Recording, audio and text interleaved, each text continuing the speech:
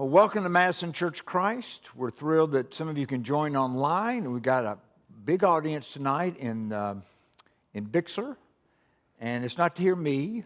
They knew that Aubrey was going to be sharing her story, so I'm excited to be interviewing Aubrey Miller tonight. And for those of you who join online, those of you in the room, one of the reasons we do this is, number one, there's some really wonderful people in our church who have stories about how God has worked in their lives, and I think we don't very often get the opportunity to hear each other's stories. And so I like the opportunity, like with Aubrey tonight, to be talking to her about things that would be surprising to me and hopefully to you too.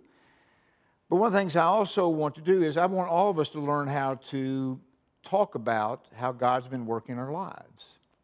So we know how to talk about sports, we know how to talk about that movie, maybe that game that we've been playing or whatever.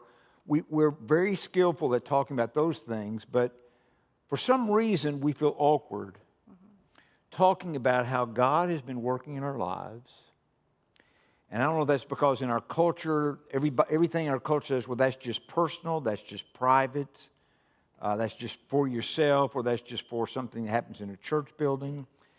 And I think we need to realize that it really is not just a private thing, because this is the God who created the universe who is choosing to interact in our lives. And it's Jesus who not only came at a particular time in history, but the story is that he rose from the dead and he made promises to be with us. And so part of what's going on is we're not only learning how it is to spend time with Jesus, to be with him, but also to experience him as the one who changes our lives. And just like you wouldn't be embarrassed to talk about a great friend that you have, or about your children, or about somebody that you've encountered that's been an exciting personality, one of the things I want is for all of us to become increasingly comfortable talking about Jesus and who he is. But I'm thrilled that Aubrey's here tonight, and I'm sure that she'll talk a little bit about her new responsibilities here at Madison with the Meals on Wheels program. Laverne is now a teacher at a school, and so she's had to kind of leave some things behind. And so Aubrey has stepped up and said, well, I'd like to do that, and so we'll get around to that at some point. But it's good to have everybody with us tonight. And what I want us to do as we begin is to pray together, all right? Mm-hmm. Gracious Father, you have been so good to us, more than we know. I think the only way we would ever understand all the ways you blessed us is if for some reason you chose to withdraw yourself from us and no longer bless us. That would truly be the descent of darkness into our lives. We take for granted just details, that just the coordination of our bodies, the way our cells work together, so many good things, and very often we take that for granted until we're sick.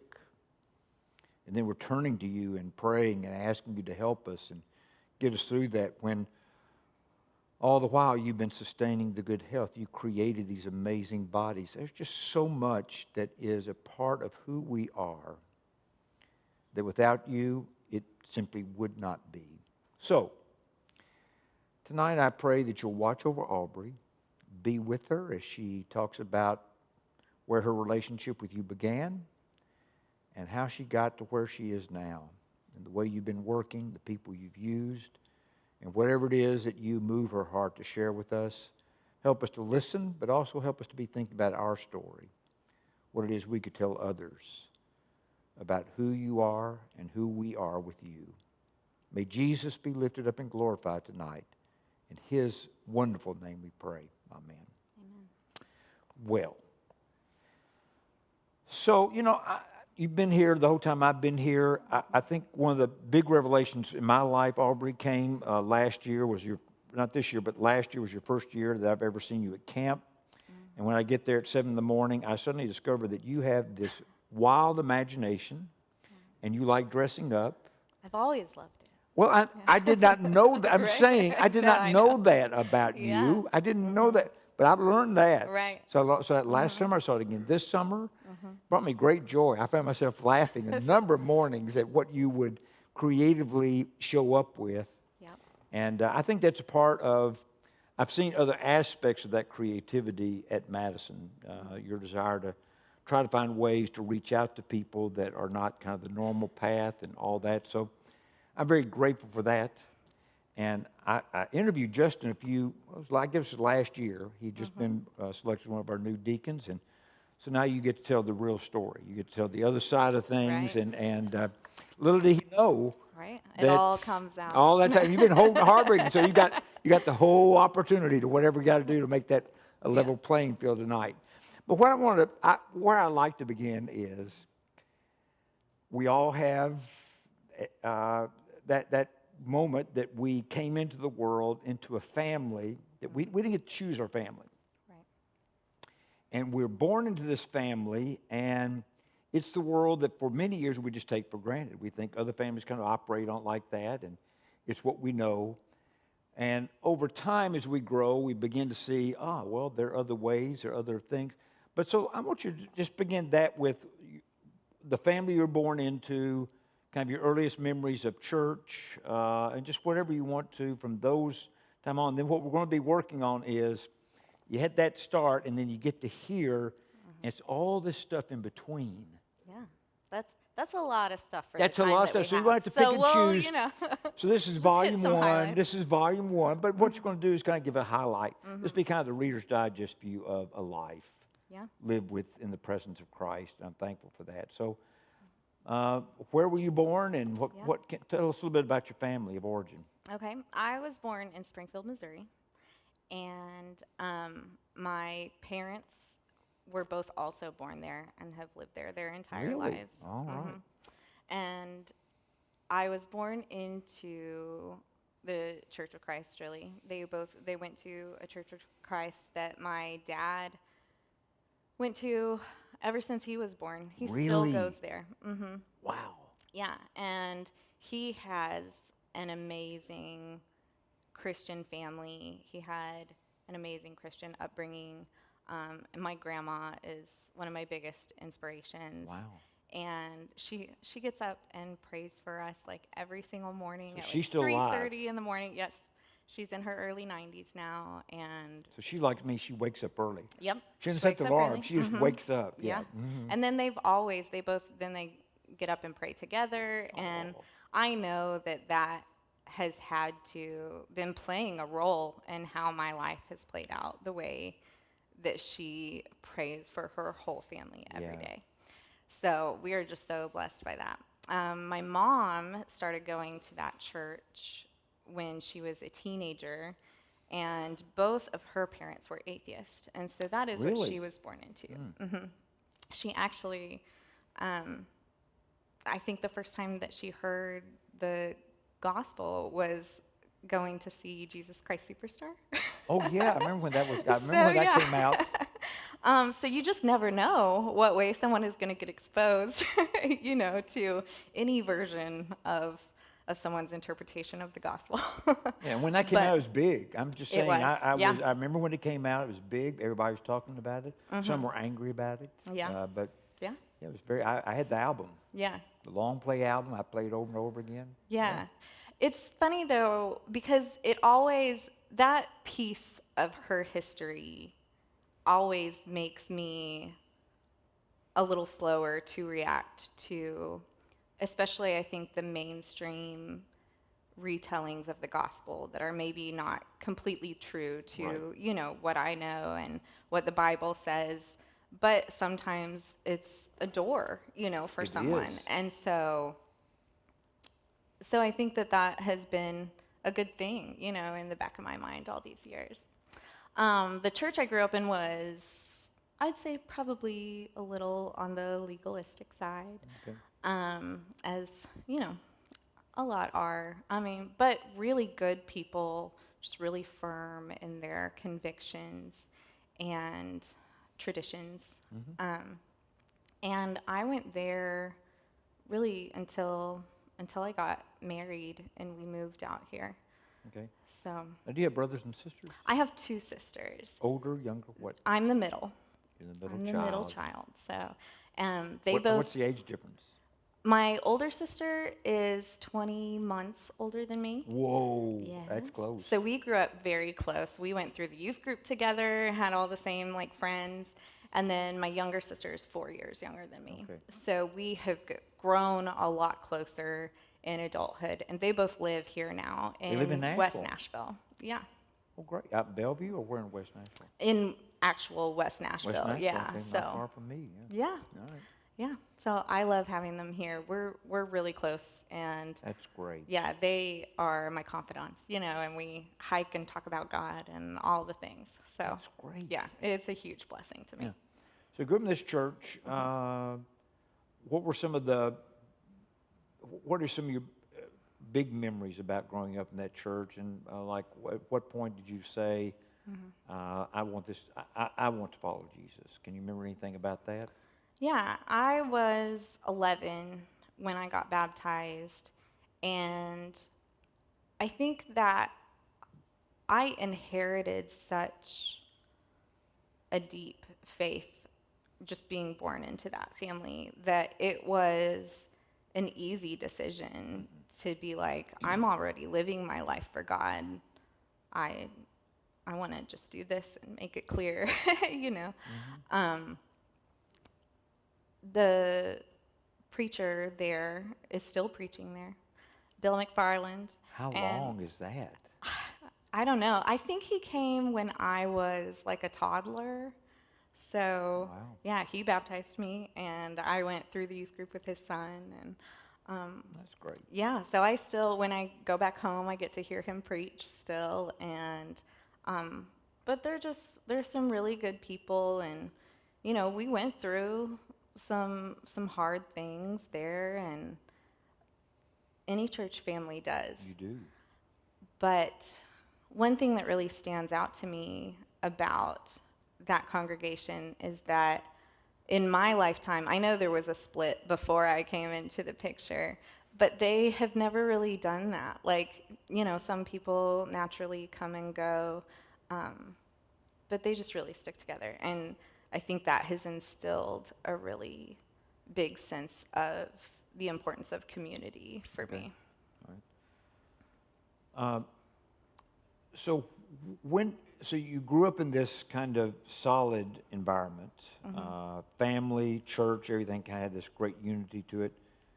So at what point in your life did you not so much question what you grew up with, but begin to develop not just what you had inherited, but began to develop your own understanding of what things began to get your attention or change your mind? Well, I came up, I think, with a really interesting kind of perspective. Okay. Because of the way my mom came to church, and knowing that our church was so legalistic in some of its views. My parents talked about, okay, they're raising 3 daughters in this church. Is this where we need to be? And so all along the way, everything we learned in Sunday school, they were like, that is what they say. What does the Bible tell us? And I've always really appreciated that. So I think I did actually start questioning, like, is that true? Very early on. And asking questions has helped my faith so much, Yes. I think in middle school, I experienced just a lot of death. My grandpa died, and I had a couple of classmates die. And that was really like just trying to grapple with death and how to process that as a 13-year-old. Was maybe the first time, like, I felt really close in my faith, but at the same time, it was like, what are we all here for? And that kind of thing. Yeah. Were the students who died, were they close friends of yours, or they simply were people you knew? They were not close friends of mine. I knew both of them, we talked. They were my classmates, and one of them went missing, and she was murdered, and Oh, the other my. committed suicide. And It's a so, murder. yes, they were hard deaths to come to terms with. Yeah. And I mean, we didn't know what had happened with the girl that was murdered. She was missing for 3 months, I think.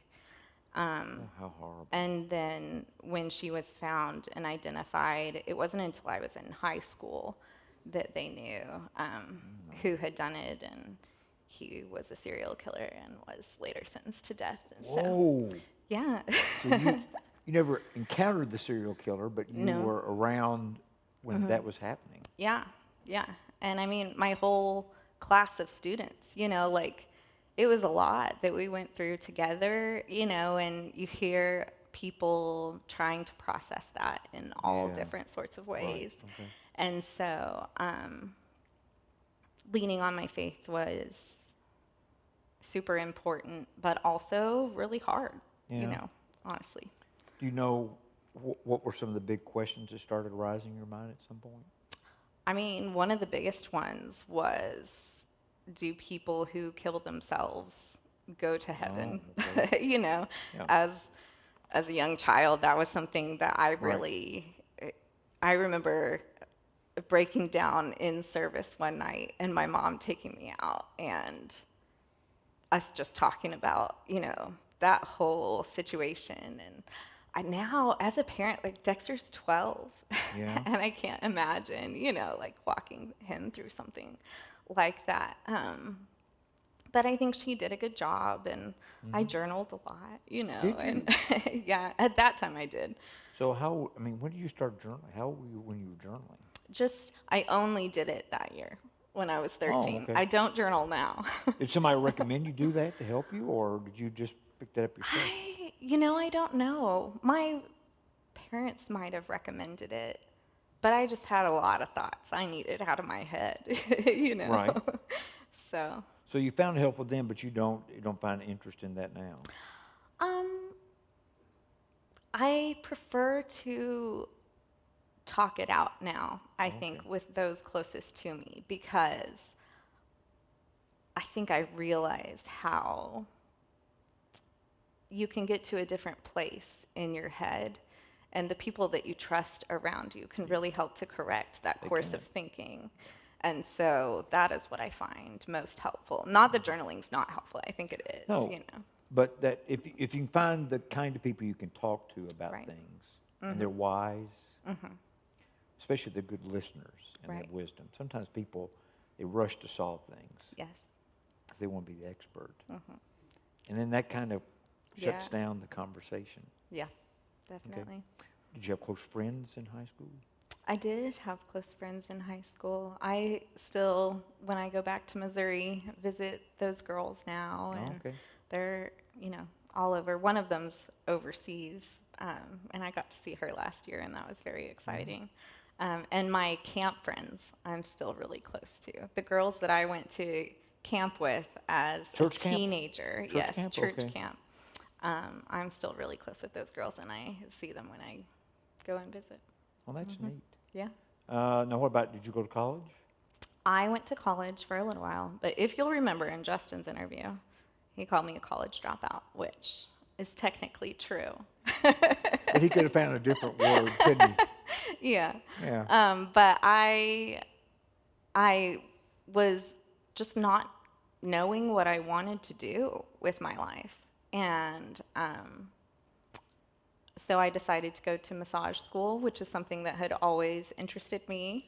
And I became a massage therapist, and I did that for 7 years. That's what I was doing when we moved here. I know. Right back That to is you. always the response I get. Yeah. And I'm like, here, do you want to massage the arthritis out of my hands? Yeah, That'll do I great. know. Yeah, right. So you left college, went to massage therapy. So at what point didn't you? Because you have to remind me, but others. Yeah, wouldn't no. be here. So when did you two meet? We met when I was in college, and we were waiting tables together. And that's how So we met. who was interested first? I don't know. So was it one of those things that you It was both? pretty quick, so we were Voila. probably both interested. Okay. I remember we were looking at our sheet of closing duties that day, all the cleaning things that we needed to do, and so we weren't even like looking each other in the eye. And he was just like, "Do you want to go see a movie on Thursday?" He said that, or you did? Yeah, he did. He did. Okay. And I was like, So what was the "Yeah." movie? Wasn't there some strange movie? Wasn't it? You're kind of embarrassed about that, I think. It was old school with Will Ferrell. It was Okay. a ridiculous movie. Ridiculous movie. He liked it. You were kind of going, yeah. Okay. So how long did you guys date? We dated for 3 years. 3 years. Okay. I guess we were engaged for that last year, though. So Well, see, did you feel like it was taking a long time to ask you to marry him? I did, because all of his roommates met their wives and got engaged before we got engaged. Yeah. So And you're a beautiful Come woman. on now. What was the problem? Yeah. You a know. good conversationalist, a beautiful. he had to be sure, though. I know, yeah. I asked him one day. To marry you? No. No, but I did. What did you ask him? I asked him why it had taken him so long. Good, way to go. What did he say? What was his brilliant Right. response on that? He said, "Aubrey, you are the kind of girl that anyone would want to marry." That's a good answer. That's yeah. a good start. And he said, "I just wasn't sure that I was ready for marriage." Okay. So it's a good, honest reply. It's a good, honest reply. Good job. Way to kind of come up spontaneously. Just telling the truth. Yeah. All right. So you guys got married. For a lot of people, getting married, there's a phase where it's pretty easy, and then it. So what was being newlywed and all? What were those years like? They were great and hard, I think, which is a common experience. It was really wonderful, really just to be reunited with Justin, because we had been living separately for like 9 months. He was in Nashville, wasn't he? Trying to He make was it. in He was going Nashville to with make his it a band. music star. Yeah, so there were a lot of late nights out watching his shows and things like that. But yeah, I forget your question now, I actually. was talking about the early years of marriage. Oh, right. Yeah. There's a lot to learn because you discover that this person that you knew how to date and all that, now you're learning how to live with them. And you recognize even more clearly they do strange things. Yeah, And we that's all going do. on in their head too. And then if you're not careful, you start to try to change the way they do things. And that can, so some couples, that's never the case. So it just all is seamless and make great adaptation. Others, it's kind of a challenge. So as you look back on are there any specific things that kind of stand out in your marriage or were part of your growth as a person, maturing? Because I think that's one of the beauties of marriage. I think potentially marriage is one of those places where if we will learn to rely on God in that time, we discover things about ourselves that we had not noticed before because the other person's noticing. But we also learn the challenge of love when the feeling of romance is not as intense. So very often, I don't know if it's after you eat wedding cake, I'm not sure exactly at what moment, but at some point the romance intensity begins to shift, and suddenly you're doing the kind of the work of learning to love another. And so anything out of that particular phase of things that you found important? Yeah, I mean, so many things. But really what stands out would probably come after we had kids. When our kids were very young, Justin lost his job, and I had stopped working to be home with the kids. And so we were both just stressed out to the max. Yes. Living on really his 401k that we had to take out, and because he was just having trouble finding work, and then even when he did, it just wasn't quite enough. And Dexter was a toddler, and we had a baby, and Dexter wasn't an easy toddler. So I was a precocious child, and Really? he has definitely followed suit, yes. Okay. So I have high hopes that his strong will is going to take him far in life. But it's difficult to parent. And Parenting is humbling. yes, it definitely is. And Definitely. so the process of parenting and parenting together and Yeah. being so stressed out, I mean, our marriage was not in a good place. Okay. And I ended up calling the counseling center one day here, Okay, yeah. and because we were just not doing well.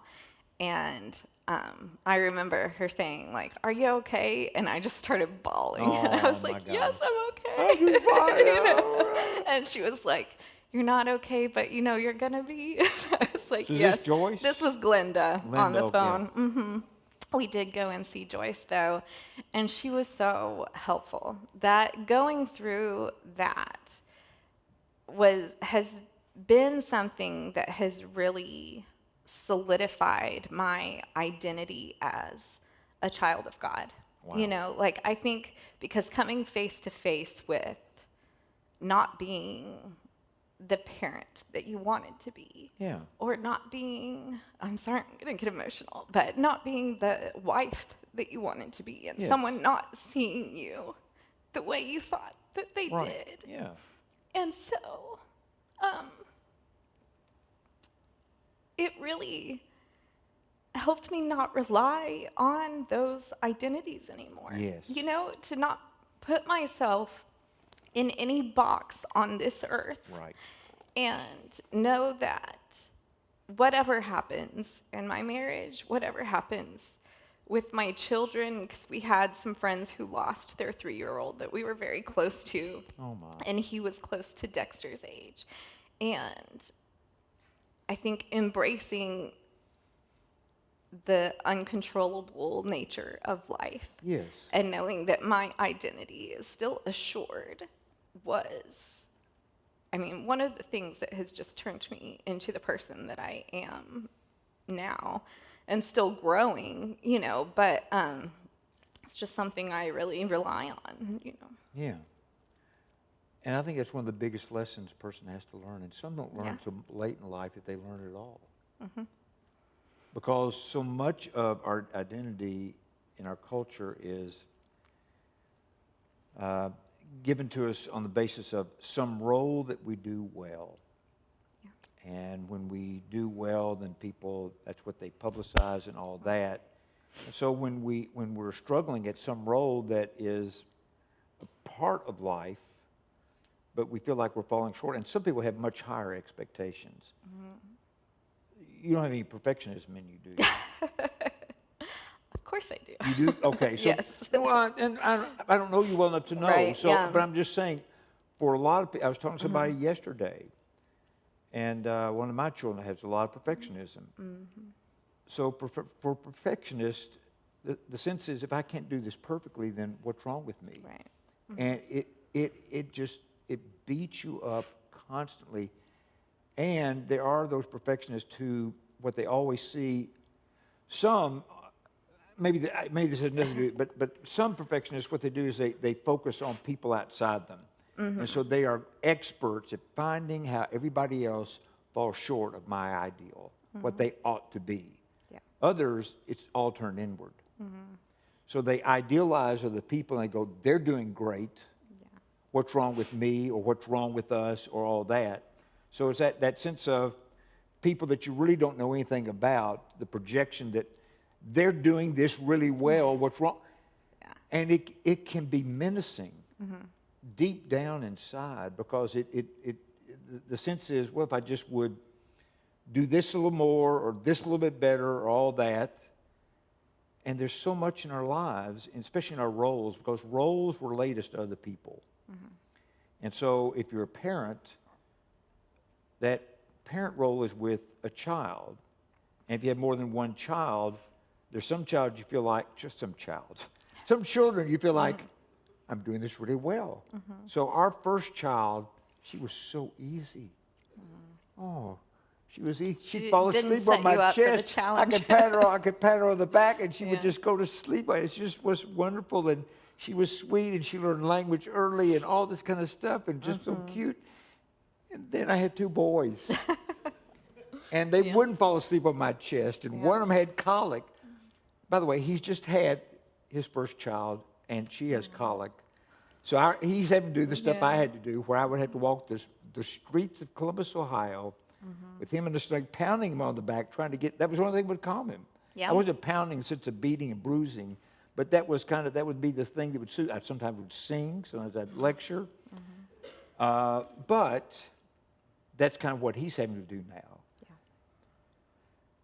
But this may never happen to you because you're probably a better person than I am. But I'm just telling you, there were times, especially in the colic times, there were thoughts that came into my head.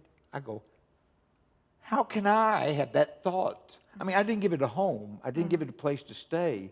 Yeah. But it would show up. And what I knew was there are people who, they've not been trained that you don't act on that. Either because when they were growing up and were like that, their parents did act on it and bad things happened. Or they just haven't developed some type of moral discipline. But the fact that those thoughts could arise, I mean, before that, I could not conceive of those thoughts showing up in my brain, but they did. Yeah. Scared me. Yeah. It really scared me. Yeah. And it helps you have some grace for other parents. Oh, when yeah. you just find yourself being like, I'm never going to be like that parent who's doing that with their child, you know. I thought you did the head And on then that you're like, oh my goodness, they had it together. Like, what is going on here? You know? Oh, man. So when you're having the challenge with children, did you have that experience where people were trying to give you advice until you had it? Always. Always. When do people not give you advice? Unrelenting. Yeah. Yeah. Yeah. Even before your child comes into the world, you know, that's when it starts. That's when it starts. So those were some hard years, especially with the children. They were some hard years, yeah. Was it for years or 6 months especially? Or how long was that really intense and you're just kind of going, how am I going to get through this? I would say, I mean, probably for a year, it was just really, really hard. And then, you know, time heals, and I just learned so much about forgiveness and forbearance. And my mom had gone back to school to go into psychology when I was in like the 3rd grade or something.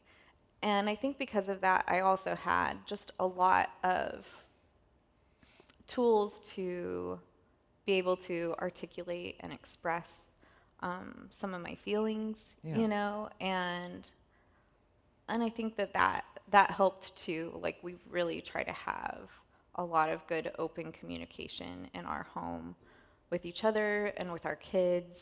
And I mean, our marriage now, though, like, before it got rocky, when I would have said, our marriage is awesome, you know, when you're young, I look back now and it's so much more solid than it ever was then, you know, like, it just grows into this love that is so different than how it began. And I think it's such a beautiful depiction of the love that God has for us, you know, when that happens. And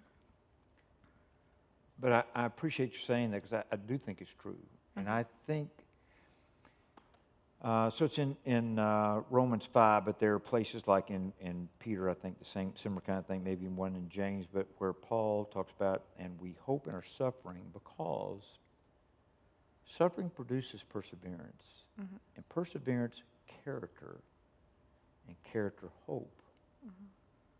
Then he goes on to and hope.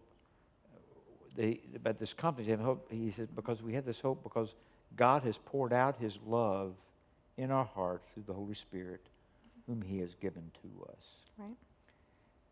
And I don't know any mature Christian who hasn't gone through some big suffering. Right. There's no shortcut to No. Christian maturing. And just because you go through suffering doesn't mean you mature. There are people who, Right. there's a branching.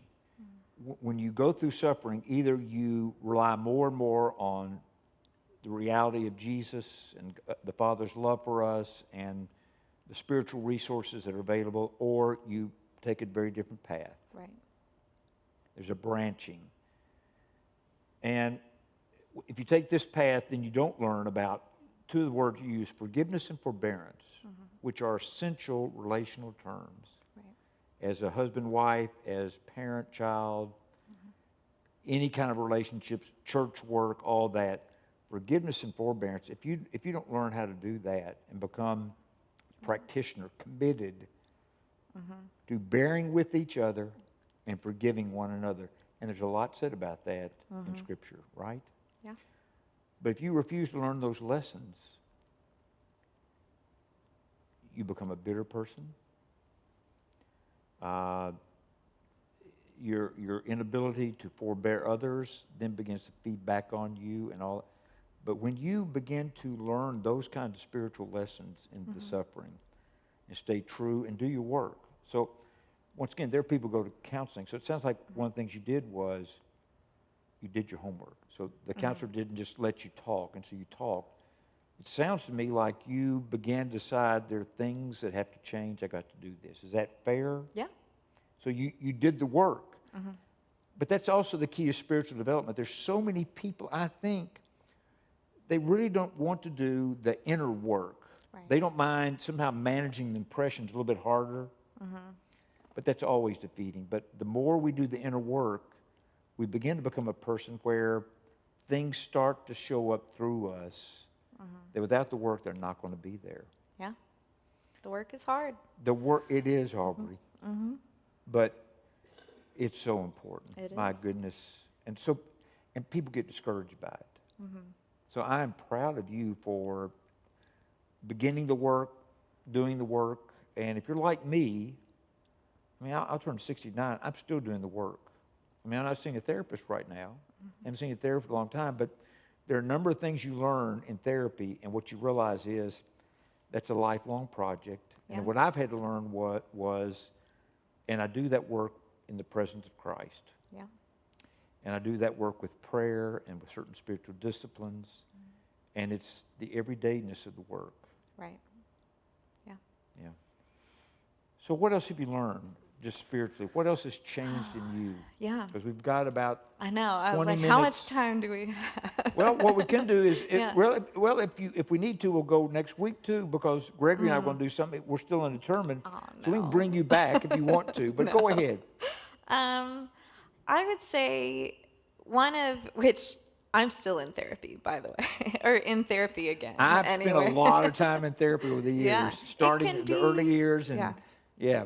It can be really helpful. And again, it's one of those things that I, have struggled with depression and anxiety. Oh. And for her to sometimes sit and listen to what I am going through and my thought processes and say, I hear you, but that's the depression talking, like that piece of it, And so that, in important. that way, it's really helpful. And so when I started struggling with anxiety, it was probably a couple of years after, our marriage had been hard. And so it was like when things calmed down, my body was finally like, you're going to freak out. And I was driving home one day, just listening to my happy audiobook, and all of a sudden, I had back pain and my left arm went numb. Oh. And I'm like, this is a heart Heart attack. attack. I forget, I think I was around 30, 31, something like that. And I was like, I'm young, but I am one of those. I'm having a heart attack. I'm gonna gonna die. So I called Justin. I'm like, I'm almost home, but I'm pretty sure I'm having a heart attack. Can you get the aspirin out? And then take me to the ER, you know? So we head to the ER. They hook an EKG up to me and they say, you have the healthiest heart in the ER right now. You're fine, you know. And it was hard to hear because I thought, how can my body be rebelling against me so much? Like, there has to be something physically wrong. You know, I was fine in my head. I wasn't thinking about anything hard or distressing. But you had an anxiety attack. Anxiety works, yeah. I had an anxiety attack, and I had them off and on, you know, relied on my friends and family, and had them off and on for several years. Wow. Until last year, they started increasing in frequency until I just all of a sudden had one that didn't end, and it just sent me right down into depression. My. And so my dad has always struggled with depression. Has he? Okay. Yeah, and so I was able to recognize it pretty easily. And I think that one of the most frustrating things about that is when you know what's going on, you feel like you should be able to think your way out. Yeah. And when that's not possible, you feel like, I'm just not doing a good enough job. Right. Like, why can't I do this? Right. I believe in God. Like, I should be able to rely on him and pull myself out of this. But I couldn't. No. And it required medication, and I was really resistant to that. Of course, I was also really anxious at the time, you know. And they're perfect combination. Yeah. And so I think when that happened, you know, and I'm sure COVID played into that, just the isolation. It was hard for everyone. Yeah, and when it happened. It was when we had that ice storm, so we were stuck at home. We couldn't go anywhere.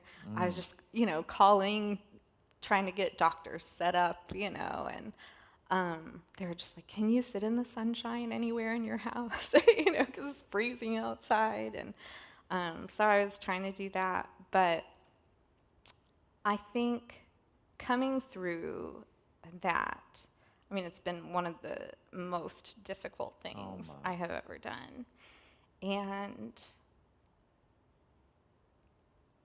it's probably the first time I've ever really had a crisis of faith because I questioned my own mind so much that I think it's natural that you begin to question your belief system as well if you can't trust yourself. And we, in our culture, identify who we are with what we think, you know? And so it was really hard, and waiting for it to get better, I realized how impatient I am because I hear other people's stories of depression. And I recovered so quickly. I reached out for help so early, but I still felt like I am waiting so long. Like, I can't wait this long for relief to come. And Justin and I, actually, he came home one day, and this was definitely God's providence. A couple of years before, he walked in the house, and we had been doing a read through the Bible program, you know. This one was through the Bible Project, and he came home and he was like, you know, we just listened to Psalm 130, and I think I have a melody, like, in my head. I'm going to get the guitar. If you can help, you know, we'll try to set it to music. And we did. And it was great. Like, I loved doing that. I loved being creative with him. It was just a really special time to get to do that. and to see him so inspired, you know. But when I was deep in the dark depression, you know, those words were the mantra that was like all I could hold on to. My soul will wait for the Lord. I will hope in his word. More than watchmen for the morning. More than the watchman morning. Yeah, and That was kind of an anchor. yeah. So actually working on the song gave you an anchor that you could use as things got even more difficult. It did. And I felt like because even though I was having trouble even believing in my faith, it was just the hoping in the waiting, you know, the hope in the waiting. And so that has really changed my life in a big way, to really hold on to those periods of waiting, I think. Yeah. Wow. Yeah. You know, there's an interesting thing about what some people call doubt or the questioning of faith. Mm-hmm. I think there is a faithful form of all that. Mm-hmm. Because the questions are rising and the feelings are not cooperating. Everything is kind of but there's still a part of you that still holds on to it. So you're questioning. Yeah. It's not a very rigorous questioning. Mm-hmm. But you still hold to it. And I think there's so it reminds me of that father that wanted his son, you know, had the demon, and the father was desperate, and he wanted the demon to be cast. And Jesus goes, well, do you believe? And he goes, well, I believe, but help my unbelief. Oh, yeah. Because our belief is not always as pure or as strong as we want it to be, and very often the unbelief is stronger. Mm-hmm. But this other it won't let us go. It keeps holding on to us. So the fact that you had that song, that anchor that the two of you had worked with, and all that. And I think one of the things you're so kind to share with all of us. No, really.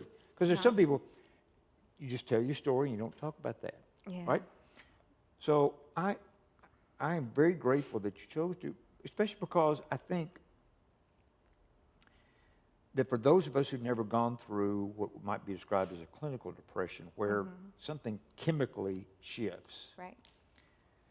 We have the experience of down days, or what we call blue days, or we go, well, I'm depressed. Mm-hmm. Well, that may be on the continuum, but there's something kind of like we're moving along this. So we got the black tabletop tonight. I'm not sure we got this because it's not our usual. But anyway, so you got this kind of this black and all this kind of stuff. But I think when you kind of move into more clinical depression, you drop.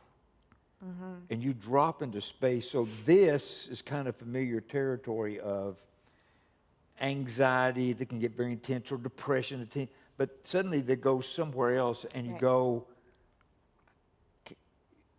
you're not sure. Right. Can I ever get it back to here? Not that this is the place you want to rest, but you go, this is better than that. Yeah.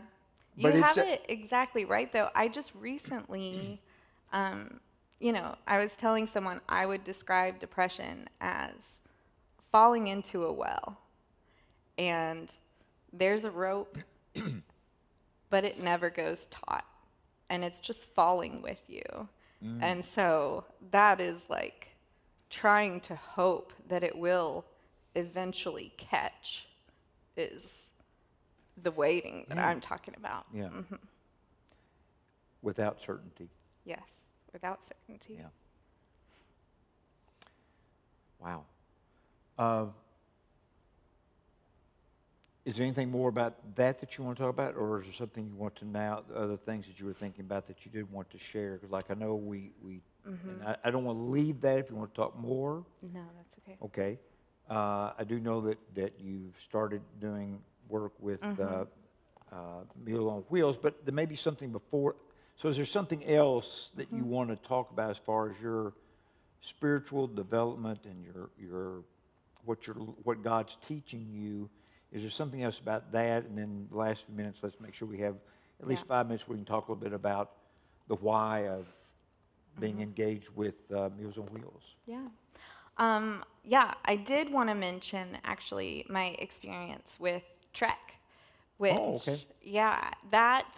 so I did that for the first time, I think after my first anxiety attack, but before I had had any subsequent ones. And I've never been an outdoorsy person. Like, I was the antithesis of someone a girly girl? who, well, it was more like, if I sit outside in the evening, I'm going to come in with a million bug bites. Like, I'm that person. And I spent every summer of my childhood, like using the Flonase and the Sudafed and sick in bed, because of the allergies and all that. Every year at summer camp, I got poison ivy, and one year I had it across my face. Oh my gosh. All of those things. And I hate to be uncomfortably hot and uncomfortably cold. And you went on Trek. And so I decided to go on Trek because I think, I had been struggling with anxiety, and I do have an appreciation for creation, even though my physical body seems to be at odds with it. So how did Trek go for you? It was hard, which is not a surprise. Yeah. But it was such a humbling experience. And, just having people literally take the weight off of your back, your packs off, and help you get to the top of a mountain and have this amazing experience, And Shayna Lee was there with me, and we had a lot of just really good talks. Yeah. And it really profoundly changed how I wanted to spend my time and where I go to rest. So I love hiking now, even though I get bug bites all the time. I can take it, and I think sometimes, once you've been through something that's that hard, a little walk, it's like, that's fine. So where do you like to go hike? Oh, I like to hike all around. My sister and I meet at Beeman a lot because it's like between, our houses, but anywhere around here, it's actually, I've gone too long without hiking right now, and so I'm in desperate need. Have you ever done the red trail or the blue trail or the white trail at the Warner Parks? Yes. Yeah, I have. I've done many trails around here now, and Jimmy Blackwell and I, do some backpacking. we lead some backpacking trips. Look at you, you're just. And I mean, I love it though, because every time that I am out in God's creation, there is something to learn, and there's something to appreciate, and it helps your body physically and spiritually and all of the things. And I can't be without it. Now that my eyes have been opened, I cannot be without it. Oh, good. So just don't watch the series alone. Have you watched any of that? My mom just recommended it to No, me. She was stay like, away. Aubrey, you'll love it. It will it. generate your anxiety. You will become depressed. It's the only reality show that's truly a reality show. It's interesting. It's fascinating. But you see people who are at the edge of extreme situations, and they're trying to wait out whoever their competitor is that they can't see, can't hear from because they want to get the $500,000. And you see starvation. Yeah. You see all kinds of stuff. So don't watch. Because it makes me anxious. I see them and go, you idiot, go home. It's not working. Right. But they, yikes. Yeah, you got to know. Jimmy and I actually did. Well, Jimmy's a good mentor. Yeah, and we did a wilderness training class together. Right. And basically, all you learn in that class is the many, many situations you can find yourself in of whether to stick it out or pack it out. And so you got to wise, know when to learning to pack be it out. wise, And you if do. there's a lot of money on the line, that's not the way to go. That's not the way to That's go, not the but way I'm to just telling you, man, they, oh boy. And they have to film it all themselves. They don't have a cameraman out there. Yeah. They have to film it all themselves. It's Yeah. So we got a little bit, so Laverne had an opportunity to take a teaching position. So she's very excited about that, but she had to leave behind her work in the Benevolence Center. And so they needed a gifted, talented person who had an interest in Meals on Wheels. So talk to me about why you go, I want to be that person. Yeah.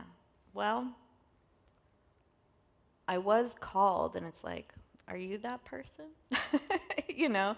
So I think it didn't originate in me. But for years, I think, which probably is part of, the anxiety. It's like, where am I going in life? Purpose. Yeah, what is my purpose? And I think that many parents find themselves in that kind of situation because I think your purpose can be seasonal, and so I stayed home with my kids for a long time and picked up odd jobs, for years, and really through hiking though, and all of those things, and through working through anxiety and depression, I feel a need to live my life more intentionally and not be so cluttered with busyness. Yeah. Sometimes busyness is okay. But to an end, though, yeah. And it brings up all the questions of, should we be working harder to make more money, to have more conveniences, or do we do some of the harder things that are less convenient because they're more life-giving, and we will have that time because we're not working so hard, I had that conversation with somebody just recently too. That was kind of the big choice. Yeah. A lot more money or work with purpose. Yeah.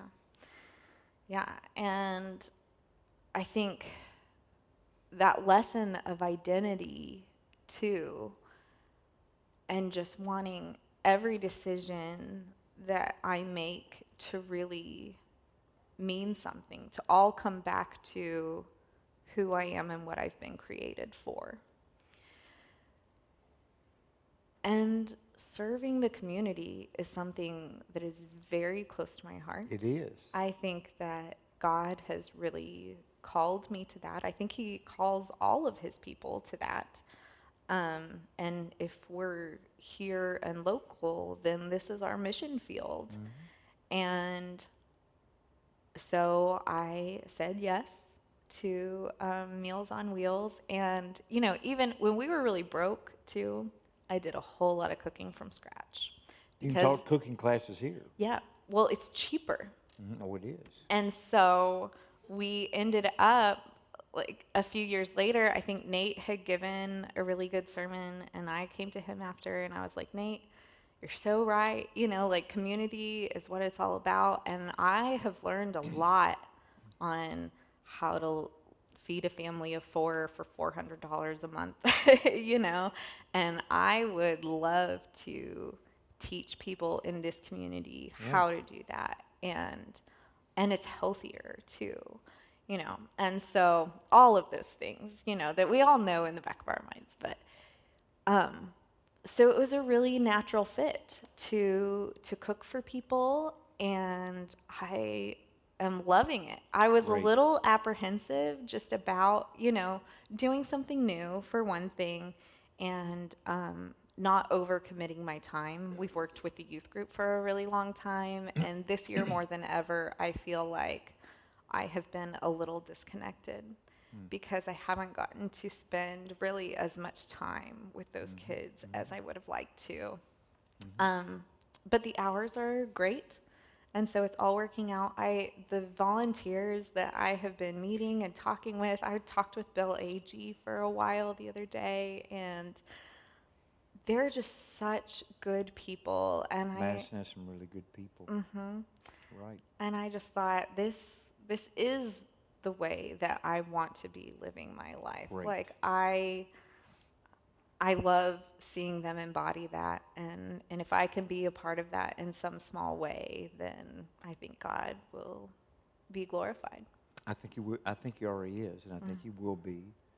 And you're a creative person, and so I'm glad you're using that creativity to help us do that. Well, And I get to be with you in staff meetings now. Yeah. So I get to see you every week, Mm-hmm. and we've done this, and you've done a great job. Haven't you Well, done a thank great you. job? We'll just thank you for being with us tonight. And I know you're a little nervous before we got started, but you did great. Well, And- that's a little convicting too, though. Like, just to be nervous. And I thought to myself as we were praying, like, do I not tell my story enough? And so maybe that's something to take away too. Well, you've done a great job. And your story is an important one because it's true. It's very realistic in the sense of what a lot of other people at times go through, but it still has hope tied to it. Yeah. And I think that this note that you ended on, that sense of a life calling with purpose, is really important. And I will be praying about that you continue to find work here, because you and Justin, your family, y'all are really important in Madison. And I am very, very grateful, because there are other families that go, well, we'll go somewhere else. You guys have stayed. Yeah. And that means more. I mean, Nate and I have talked about that, and it's really important, so we're very grateful. Yeah. Let's close with just a quick prayer. Yeah. Gracious Father, what a wonderful night this has been. Thank you for Aubrey, for her story. Bless her and Justin. Bless the family. Be with her in this new challenge. But also pray, you protect her. You bless her. Draw close to her. And be with us all tonight. Help us to be truly grateful that we could be together this evening in the presence of Christ. In his name we pray. Amen. Amen. Next week, Gregory and I are doing something. I'm not sure what yet. He'll tell me what we're going to do. And we're thrilled that you joined us online. Thank you guys for being with us in the house. And Nate, welcome back. We missed you last week, but it's good to have you home, and you and Rachel. And Aubrey, thank you again. And Yeah. you guys be safe getting home.